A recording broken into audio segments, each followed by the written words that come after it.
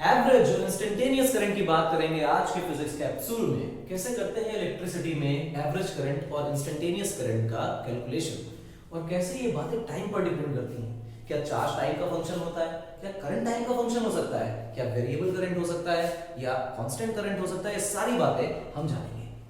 तो कैप्सूल 3 में हम बात कर रहे हैं एवरेज और इंस्टेंटेनियस करंट की। आइए बात करें एवरेज और इंस्टेंटेनियस करंट को। सबसे पहले तो बेसिक जानकारी कि हमारा इलेक्ट्रिक करंट कैसे डिफाइंड है। इलेक्ट्रिक करंट डिफाइंड है डेल्टा क्यू ट्रांसफर्ड या phloem through a cross section area divided by time taken. और ये जो वैल्यू डेल्टा लगाई गई ये टोटल टाइम टेकन है, और ये some amount of charge that has flown through a cross section area in a definite direction, इसको हम बोलेंगे आई एवरेज। और इसकी जगह पर दूसरा करेंगे, अगर हम लिखें I limit delta T tending to zero, और ये बेसिक डेफिनेशन है किसी एवरेज वैल्यू को इंस्टेंटेनियस बनाने की, कि limit delta t tends to zero कर दीजिए। ऐसा करने में क्या होता है, ये सारी कहानी को हम लिखते हैं dq by dt, और ये जो बन जाता है इंस्टेंटेनियस वैल्यू बन जाती है। कैसे कैसे कैसे इन सवालों को लगाया जाता है, सबसे पहले इसको नोट कर लो और उसके बाद फिर सवाल को लगाते हैं। इसको नोट करो, ठीक। देखो, चार्ज जो है वो समय के साथ किसी एक क्रॉस सेक्शन पर फ्लो कर रहा है, किसी एक क्रॉस सेक्शन से फ्लो कर जा रहा है। अगर चार्ज किसी एक क्रॉस सेक्शन एरिया से एक डायरेक्शन में फ्लो होकर जा रहा है तो हम कहेंगे कि charge flow through the cross section area is a function of time. बिल्कुल सही बात है, समय के साथ लगातार चार्ज बढ़ रहा है। अगर ऐसा है तो हम कहें कि charge phloem through the cross sectional area is a function of time that is t square plus t plus 4। मैं 4 को डाल देता हूं, फिर है आसान कर लेते हैं। t स्क्वायर प्लस t ये चार्ज का फंक्शन है। तो बताइए कि what is the average current in 2 seconds. 2 second में क्या एवरेज करंट होगा। और दूसरा सवाल इसी में आपको निकालना है कि what is I instantaneous at 2 seconds. 2 second पर एग्जैक्टली 2 सेकंड्स पर क्या करंट बह रहा है। तो मेरे लिए सबसे आसान बात यह है कि अगर मैं पहले वाले पार्ट को देखूं एवरेज करंट को, तो आई एवरेज का जो मेरे पास फॉर्मूला होता है that formula is delta Q phloem by delta T. अच्छा, डेल्टा टू को क्या बोलोगे, डेल्टा क्यू को क्या बोलोगे, कहोगे 2 सेकंड में कितना चार्ज फ्लो किया। तो सबसे पहले लिखो कि चार्ज जो 2 सेकंड पर था और चार्ज जो 0 सेकंड पे था, उन दोनों का डिफरेंस कितना फ्लो किया। बिल्कुल सही है, डिवाइडेड बाय 2 सेकंड्स, क्योंकि 2 सेकंड की चर्चा करेंगे। चार्ज 2 सेकंड पर कितना फ्लो किया वो इस इक्वेशन से उठा लीजिए। कैसे करें, देखो, चार्ज एट 2 सेकंड्स, तो t की जगह पे 2 डाल दीजिए। तो पहली वाली वैल्यू में डालेंगे तो 2 का स्क्वायर हो जाएगा और दूसरा 2 हो जाएगा। ये बना 4, ये बना 2 और मिला के हो गया 6।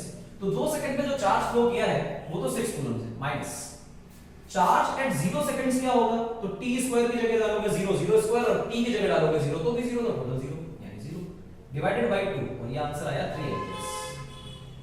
मेरे पास जो आई एवरेज निकल के आ रहा है 3 सेकंड में, सॉरी 2 सेकंड में, वो 3 एम्पियर, 3 एम्पियर द आंसर। अच्छा, आई इंस्टेंटेनियस निकालें। अब आई इंस्टेंटेनियस निकालते हैं। इंस्टेंटेनियस के लिए क्या करते हैं, हमेशा जो आई इंस्टेंटेनियस है उसका फॉर्मूला होता है dq by dt। तो बेसिकली टाइम के रिस्पेक्ट में अपने चार्ज को डिफरेंशिएट कर देना है, यानी कि चार्ज की वैल्यू यहां डालें, यानी d dt of t square plus t। अब डिस्ट्रीब्यूट करिए तो लिखेंगे d dt of t square plus d dt of t। अच्छा, ये तो जानते ही हो क्या है। इसको डिफरेंशिएशन करोगे तो 2t आएगा और इसको करोगे तो 1 आएगा। ये इंस्टेंटेनियस वैल्यू है, आई इंस्टेंटेनियस। अब ये आई इंस्टेंटेनियस पूछा कब गया है, आई इंस्टेंटेनियस पूछा गया है 2 सेकंड पर। जब 2 सेकंड पर पूछा था तो जहां जहां टाइम लिखा हुआ है वहां पे कितनी वैल्यू डाल दें, 2 सेकंड चुपचाप से। 2 * 2 + 1, 2 2 4 और 1 5। तो 2 सेकंड पे ये करंट कितना हो चुका था, 5 एम्पीयर। ये है इंस्टेंटेनियस और एवरेज करंट की चर्चा, जहां पर इंस्टेंटेनियस करंट को डिफरेंशिएट करके निकाला जाएगा चार्ज के फंक्शन को। दिमाग में इस बात को रखना है कि अगर मुझे charge as a function of time ही नहीं दिया है तो dq by dt से आंसर क्या आएगा, कुछ नहीं। इसका मतलब सीधा सा है कि चार्ज एज अ फंक्शन आपको टाइम दिया होगा, charge as a function of time आपको प्रोवाइडेड होगा। एवरेज पूछेगा या इंस्टेंटेनियस पूछेगा। अच्छा, मैंने यहां पे लिख दिया है एवरेज और इंस्टेंटेनियस। कई बार किताबों में सवाल में एवरेज और इंस्टेंटेनियस नहीं लिखा होता, तो पकड़े कैसे कि एवरेज पूछा है इंस्टेंटेनियस पूछा है। इन पूछे तो एवरेज, एट पूछे तो इंस्टेंटेनियस, इन पूछे तो एवरेज, एट पूछे तो इंस्टेंटेनियस। ये शब्दों के खेल हैं, थोड़े बहुत समझिए। अच्छा, इसका कोई और सवाल करेंगे, एक एग्जांपल करते हैं, उसके बाद फिर करंट की वैल्यू से चार्ज निकालते हैं। इसको छाप लो, हो गया। आओ देखो, सो नहीं, गौर से देखो, क्योंकि 1 नंबर में 2 नंबर में ये सवाल आते हैं और आ सकते हैं पूरी तरह से, आपके स्कूल के पेपर में आ सकते हैं, आपके बोर्ड के पेपर में भी आ सकते हैं। 1 नंबर के ऑब्जेक्टिव टाइप में तो यही सब होता है, इनको 1 मिनट में सॉल्व कर लेते हैं। कंसेप्ट ही नहीं आता होगा तो क्या करोगे? देखो, charge as a function of time लिखा हुआ है t² + 4t - 2, ठीक। और आपको I एवरेज निकालना है इन 3 सेकंड्स और I इंस्टेंटेनियस निकालना है एट 3 सेकंड्स। ये दो वैल्यू निकालनी है। तो पहला वाला क्वेश्चन ये, दूसरा क्वेश्चन ये, हम पहले क्वेश्चन पर धावा बोल देते हैं। तो सबसे पहले चार्ज निकालो बेटा, 3 सेकंड की बात हो रही है, 0 सेकंड पे चार्ज निकालो। 0 सेकंड पे चार्ज कितना है? टाइम की वैल्यू डालो, 0 0 0 0, तो बेसिकली आया -2। चार्ज 3 सेकंड पर पूछा गया तो 3 सेकंड पर कितना है? तो 3 सेकंड पे चार्ज की वैल्यू देखो, यहां पे 3 की वैल्यू डालो, क्या आएगा? 9।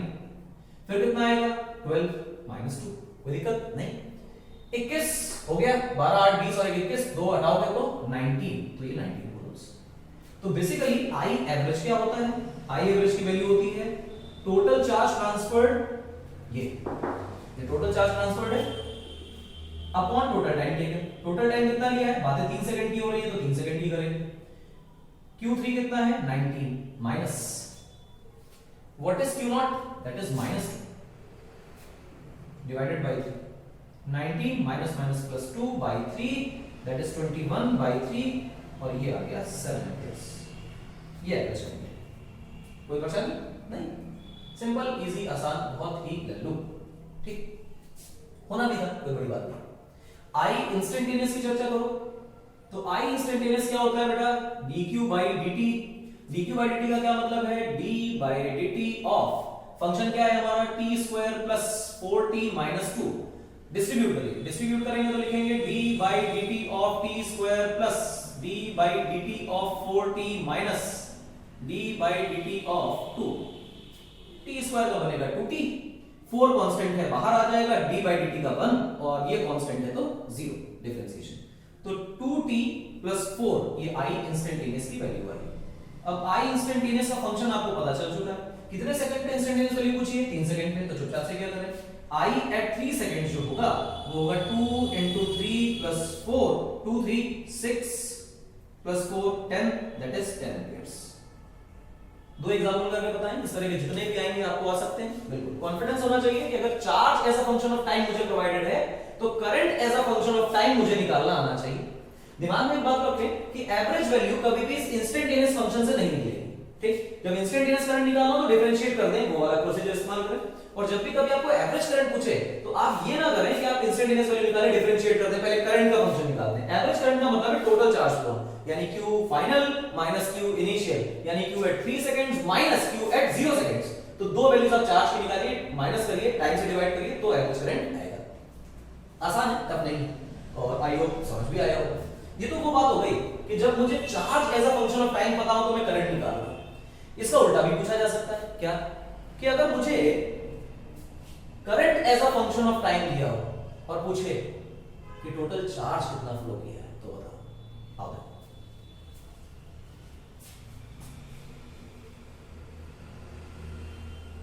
एवरेज वैल्यू को निकालने के और भी तरीके होते हैं, मैं और भी तरीके बता सकता हूं एवरेज को निकालने के, एवरेज करंट को निकालने के।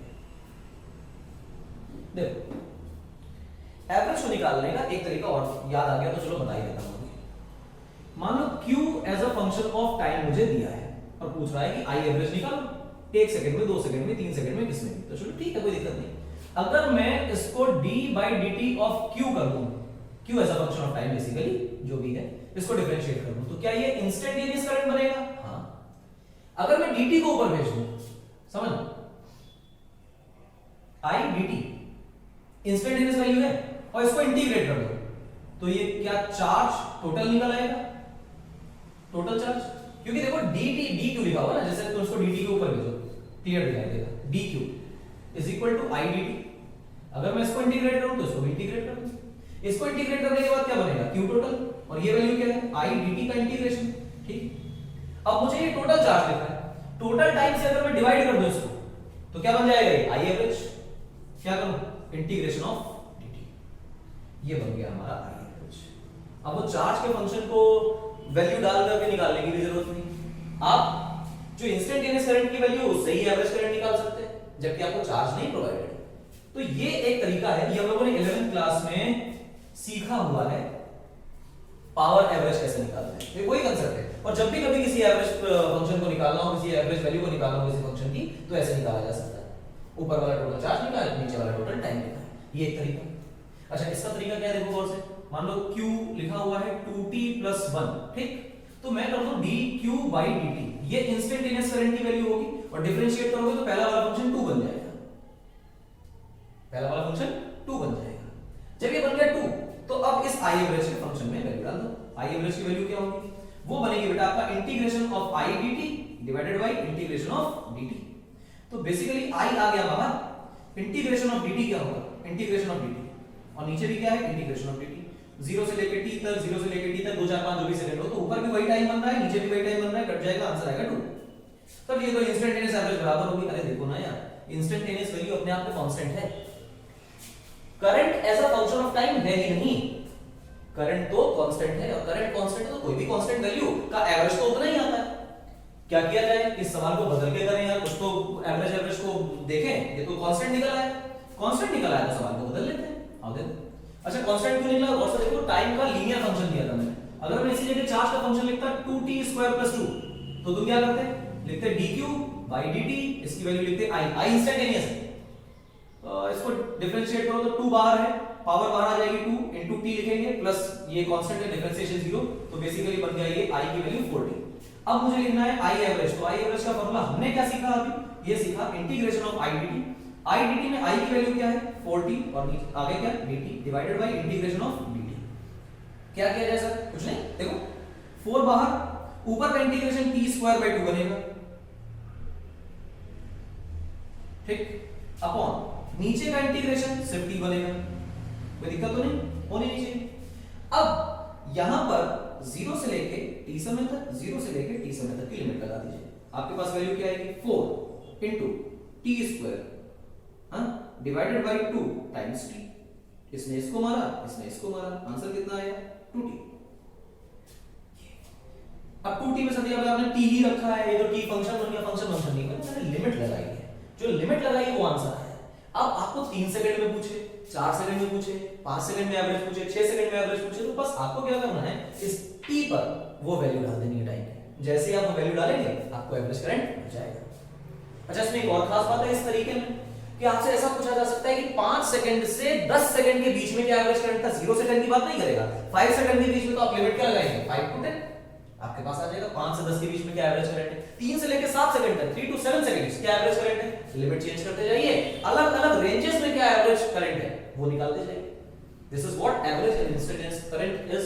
अच्छा ठीक है, निकाल लिया, ठीक है, ये अच्छा तरीका है, वैसे मेरी बात मानो यही अच्छा तरीका है, क्योंकि पहले का तरीके में क्या था, थोड़ी प्रॉब्लम नहीं थी, बेसिकली उसमें एक एक दो वैल्यू निकालनी पड़ती है, यहाँ क्या काम है, सीधा इस वैल्यू में डालो और कोई भी आंसर निकालो, इंटीग्रेशन का मेथड है, एकदम फराटेदार आसान है। अच्छा, कठिन सवाल कैसे आते हैं बोर्ड में, वो समझो कि कभी भी चार्ज का फंक्शन नहीं दिया जाएगा, डायरेक्ट आपको कहेगा कि करंट का फंक्शन ही है, जैसे तुमसे कोई कह दे कि करंट की वैल्यू है 2t, average current in 5 seconds, 0 to 5 seconds, तो चार्ज का फंक्शन तो बताओ, नहीं जरूरत नहीं, आई इंस्टेंटेनियस पता है, put it here, integrate time का है, टोटल टाइम नहीं आएगा, 5 सेकंड पूछा, 5 सेकंड 6 सेकंड पूछे, 6 सेकंड, तो बेसिकली यहां पे इंटीग्रेट करो, इंटीग्रेटेड फाइंड आई एवरेज, तो ये एवरेज करंट निकालने का तरीका है।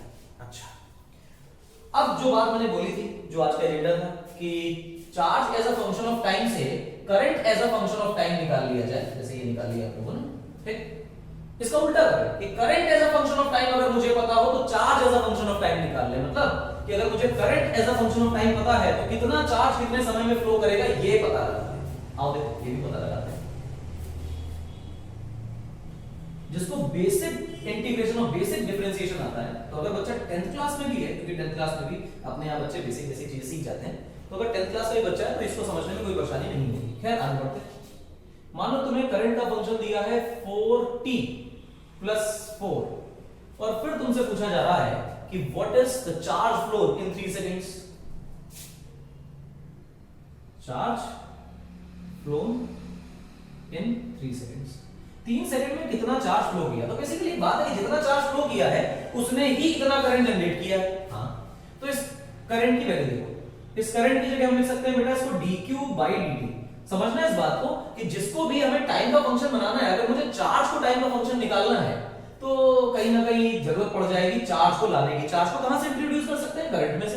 तो टाइम को अलग कर लिया। ये वैल्यू क्या बन गई बेटा आपकी 40 + 4 dt को आप ऊपर भेज दीजिए, this is dq, this is 40 + 4। अच्छा, और यहां पे क्या लिखा आपने? dt। अब क्या लिखेंगे? 40 dt + 4 dt। अच्छी बात। dq को बाहर रखिए, इंटीग्रेट कर दीजिए। इंटीग्रेट करेंगे किसको? 4 बाहर, integration of t dt plus 4 बाहर, इंटीग्रेशन ऑफ dt। कितने सेकंड से कितने सेकंड तक बात हो रही है? इन 3 सेकंड्स, यानी कि बात शुरुआत से 3 सेकंड की हो रही है, यानी कि 0 से 3 सेकंड्स, यानी कि 0 से 3 सेकंड्स। अब यहां पे चर्चा है कि इन 3 सेकंड्स का क्या मतलब है। 7 से लेके 10 सेकंड में भी 3 सेकंड होते हैं, 3 से लेके 6 सेकंड में भी 3 सेकंड होते हैं। अगर कुछ ना बोला जाए तो माना जाएगा कि 0 से 3, पर यही 3 सेकंड अगर स्पेसिफाई कर दिया जाए कि 7 से लेके 10 सेकंड है, तो वो 3 सेकंड की लिमिट 0 to 3 नहीं होगी, 7 to 10 होगी, और यहां से सवाल का आंसर बदल जाएगा। अच्छा, देखिए गौर से, 4 बाहर लिखा है, t का इंटीग्रेशन करेंगे t² 2 आएगा, और लिमिट लगाएंगे 0 से लेके 3 तक, प्लस 4 dt का इंटीग्रेशन करेंगे बेटा, आपका आंसर t आएगा, लिमिट लगाएंगे 0 से 3। ये हुआ बेटा 4/2, 2 को बाहर ले लिए, और फिर लिमिट लगाएं तो 3 का स्क्वायर माइनस 0 का स्क्वायर। मैं लिख के पूरा कर रहा हूं, इसको लिखने का कोई लॉजिक नहीं 0 0 लिखने का, बट ठीक है। 3 - 0। आप देखिए क्या लिखेंगे, इसको काट दीजिए, आंसर आया 2, अंदर बचा 9 - 0 प्लस 4 3 - 0, तो ये बचा बेटा आपका 18, और ये बचा आपका 12। तो 12 और 18 कितना हुआ? 30। तो जो आपका टोटल चार्ज फ्लोन है वो निकल के आया 30 कूलम्स, या जो भी यूनिट, अगर मैंने एम्पियर लिए करंट यूनिट तो 30 कूलम्स चार्ज फ्लो। दो चीजों का कॉन्फिडेंस मेरे पास होना चाहिए, क्या कि अगर मुझे charge as a function of time दिया है तो मैं current as a function of time निकाल पाऊं, और अगर मुझे current as a function of time दिया है, जैसे ये दिया है, तो उससे मैं टोटल चार्ज फ्लो निकाल पाऊं। टोटल चार्ज फ्लो कैसे निकलेगा? Basically charge as a function of time निकाल लो, और उसके बाद उसको इंटीग्रेट कर लो, इंटीग्रेट करके लिमिट डाल दो तो टोटल चार्ज फ्लो आ जाएगा। अब तुम्हें टोटल चार्ज फ्लो पता है और तुम्हें टोटल टाइम पता है, डिवाइड कर दोगे तो क्या आई एवरेज भी आ जाएगा? हाँ, total charge flow divided by total time taken is the average current. तो एवरेज करंट तो निकाल ही लिया ना, क्यू टोटल लिख चुके हो, टाइम से डिवाइड करो, आई एवरेज आ गया। तो घूम फिर के यही सवाल आते हैं। Time as a function of current दिया होगा, current as a function of time दिया होगा, चार्ज पूछेगा, charge as a function of time दिया होगा, करंट पूछेगा, इंस्टेंटेनियस पूछेगा, एवरेज पूछेगा। 3-4 तरीके थे, सारे मैंने बता दिए। देखते रहिए, खेलते रहिए, कूदते रहिए ऐसे छोटे-छोटे डाउट्स के लिए, क्योंकि ये सवाल जनरली नहीं कराए जाते हैं। जो चीजें छोड़ी जाती हैं वो सारी हम इस कैप्सूल सीरीज में करेंगे, और फॉलो करिए एआईसी को। और बेस्ट कांसेप्ट सिंपलीफाइड वर्जन में। सिंपलीफाइड शब्द से मुझे बहुत नफरत है कि बहुत सिंपलीफाइड मैनर में पढ़ाया जाता है। पढ़ाई कभी सिंपलीफाइड नहीं होती, पढ़ाई हमेशा डिस्कशन से भरी होती है, जिसमें ढेर सारा डिस्कशन, ढेर सारे डाउट्स, ढेर सारी एम्बिग्विटीज जब तक राइज ना हो तब तक वो पढ़ाई ही नहीं है। एक बार में कोई चीज समझ आए तो शक होना चाहिए कि यार बड़ा आसान सा है या कम पढ़ाया गया है।